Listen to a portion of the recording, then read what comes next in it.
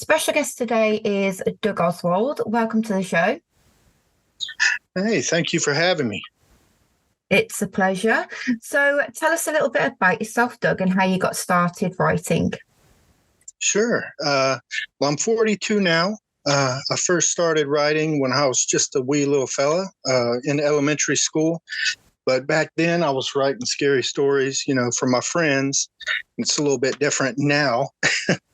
um, I was the little kid who was, always trying to stay up late and watch the scary movies on TV that kids weren't supposed to see. Yeah.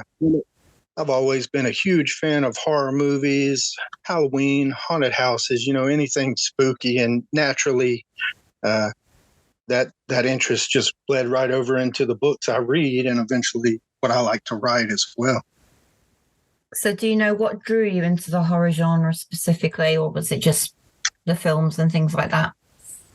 I think part of it was that forbidden aspect because as a little kid, I wasn't supposed to be watching or, watching R-rated movies or scary movies. So I'm sure that's a little part of it. But, for me, it's always that love of everything Halloween and haunted houses. It's just always been there.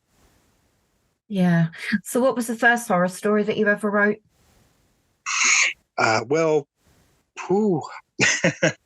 the first one I ever published was The Echo House.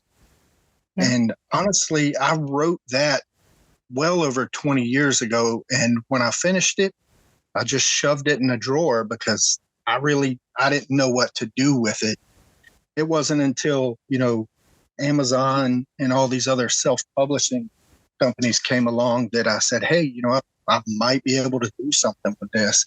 And I started pursuing publishing, Yeah. I didn't actually publish anything until 2020. So it was right during the height of all the COVID,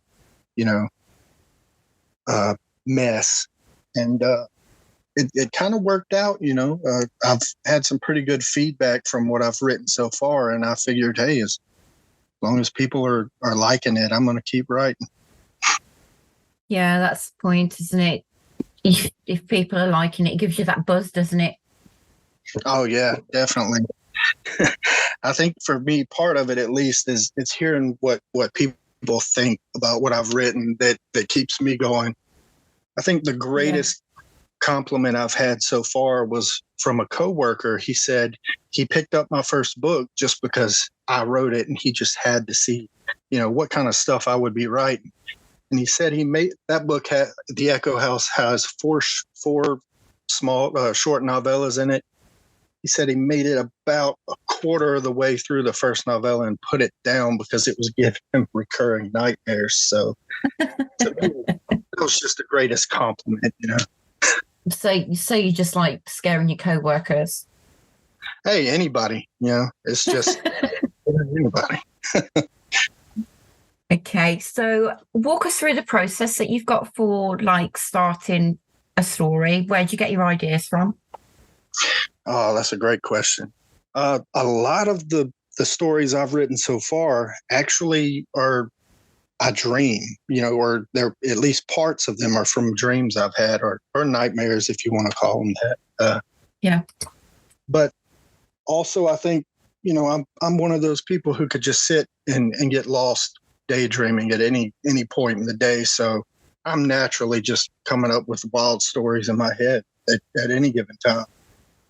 I have a huge 3-ring binder that every time I have a good story idea or I have a really bad nightmare, I just wake up and I jot it down and I put it in that 3-ring binder. I've probably got several hundred story ideas just waiting to be written. Something to keep you busy then. Oh yeah. For me, that's the biggest challenge is finding the time to actually write. I haven't been fortunate enough yet to be able to write for a living. So I still have to work a full-time job, on top of being a father and everything that entails. So yeah, I think that's the hardest thing for me is actually finding a time where I can sit down and write. So, how do you go about creating your characters for your stories? Honestly, I think a lot of my characters are really just parts of myself, intermingled with certain people I've known or people I've met. And I have quite a few friends who have been killed off in stories of mine. Any particular reason just annoying you that particular day? When I first started writing, a few of my friends said, "Hey, you should use me as a character in your story." And I said, hey, "Okay, I will. You might not like the way you end up, but I'll put you in there." Did you have any complaints? I've had a few complaints, not from friends of mine or people that I know, but just people reading my stories in general. The only complaints I've really had is that some of my writing's a bit dark and or a little bit too violent for some people. Yeah, that's horror though, isn't it, for you? You've got all types of we've got like a scale, haven't you? You can go from 0 to 100, and some people are going to like it and some people aren't. That's it. Exactly right. Yeah. So do you have a particular theme that you explore within your books? Not really. I have with a few of my books, I've kind of gotten into a little bit of themes of, life after death, what happens to us after we die, our bodies, especially The Last Ride, one of the novels I've written. It's about a haunted funeral home. And it sort of delves into what happens to our bodies behind closed doors when there's no one around, our loved ones aren't there and whatnot. But for the most part, most of my books, I stick to the paranormal, ghosts, haunted houses, things like that. That's kind of where my passion is. But I'm working on a new novel now, and it's about the Gullah people of the Low Country in South Carolina and some of their folklore and legends. Yeah. Okay. So what are their folklore and legends? Well, the Gullah people were freed slaves, and they have a whole beautiful culture and their own language, their own way of life. And a lot of that was brought over from Africa when they were brought here as slaves. And they have what we would call probably voodoo, but they call it hoodoo or root work and conjuring. And the new book's about hoodoo and Hello. a beautiful culture, and I feel like it needs to be explored in story form. And I don't think anybody's really done it that I know of. Yeah, it's always good exploring new avenues, isn't it? Something that's unique. I agree. There is a lot out there that has been sort of like overdone now, isn't there? So it's always good when something unique comes out. It is. A lot of the subgenres, I think, have really been done a lot. Zombies, vampires, things like that. But I think as long as you can find a new way to do it, it'll never get old, really. Yeah. As long as they put their own uniqueness into it. Yes, ma'am. Okay, so have any of your characters or plots been inspired by your own experiences or fears? Absolutely. When I wrote Horror Hill, that book and the house featured in that book in particular have a very special meaning to not only me, but my family and the community I'm in, because a lot of the things in the book Horror Hill are nonfiction. I did change a lot of the names and some of the events. I of course, I fictionalized to make them scarier. Yeah. It delves into a family mansion that was in my family long ago, and they turned it into a seasonal haunted attraction to raise money for charity. And according to legend, the house really was haunted. And it's a great story. And it'll, even outside the novel, that story will always have a special place in my heart. I'm curious about the house. Did you ever witness anything? Yes. Yes, I did. I've been in there many, many times, heard voices. And of course, me and my friends, we'd go and investigate. Well, we got to go see what that was, classic horror movie kid mistake. Yeah. But we never found anything, of course. And then I've actually witnessed a few paranormal things in my lifetime. For a while, I worked as a night security guard at an abandoned insane asylum. Yeah. So I've seen quite a few things that are unexplainable. An abandoned asylum place. Yes. I'm not surprised you'd seen quite a bit there. It's it was an experience. I can imagine. Definitely inspired a few stories.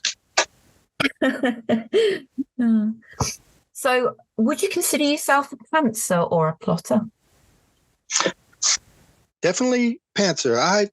I might start my story knowing the general direction I want to go and possibly how somewhat of an idea of how I want it to end. But for the most part, I'm just along for the ride when I'm typing the words out, Yeah. What's the hardest part about writing a book in the horror genre? For me, outside of actually finding the time to write, I'd say the hardest part is probably finding an audience, it seems like today, indie horror especially seems to just be booming. And there's so many great names out there. I think the biggest struggle right now is actually not getting lost in the sea of amazing new books coming out.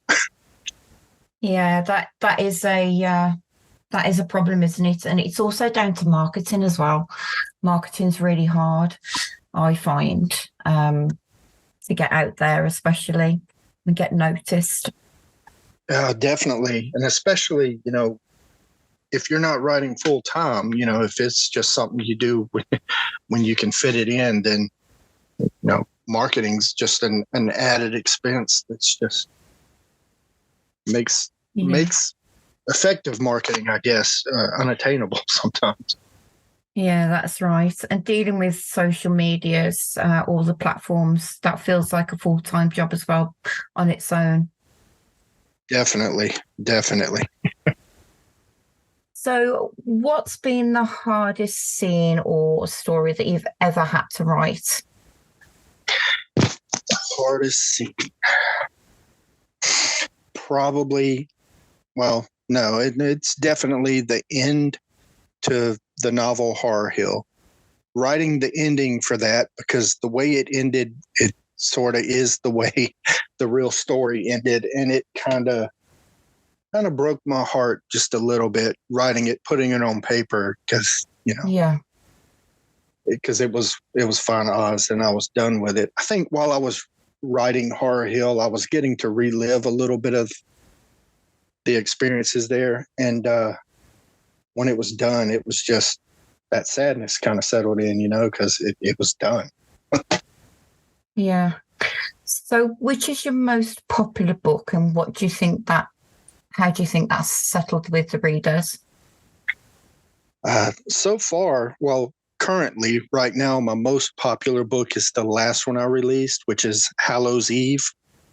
I think I moved more copies of that book in the first 10 days than I did all my other books combined. So it's definitely the most popular. I guess I just picked the right time of year to release Hallows Eve, because I just released it maybe a month ago.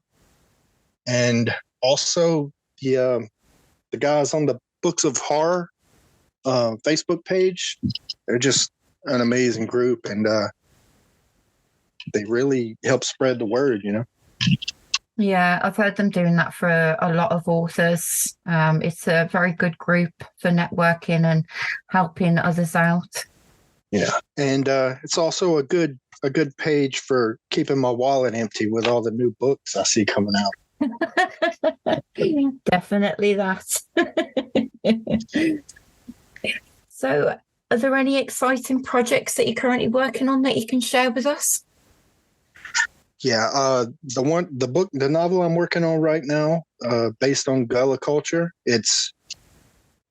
I'm trying to have it knocked out by that midway point of November, but it's looking like that's going to be an impossible task. Is there anything else that's on the horizon, or is it just? Yeah, as soon as I'm finished with that book, I'm starting the sequel to Hallows Eve. Yeah. And I'm pretty excited about that because Halloween's always been my favorite thing. Brilliant. So what advice would you give for aspiring writers who want to break into the horror genre? The best advice I can give is just write. Get out there and write. Even if you think nobody's ever going to see it, even if you do what I did and just shove it in a drawer for 20 years, just write, because it's the only way to get better. That's right. It's no good if it's sitting in a drawer, is it? No one gets to see it.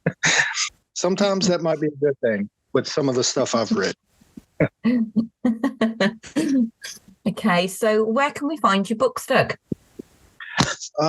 You can find most of my books on Amazon. My newest book, Hallows Eve, it's for sale everywhere books are sold. Amazon, Barnes and Noble, prettythriftbooks.com, anywhere. Fantastic. Well, it's been a pleasure having you on the show. Is there anything else you'd like to add? No, ma'am. Just thank you for inviting me. It's been great talking with you.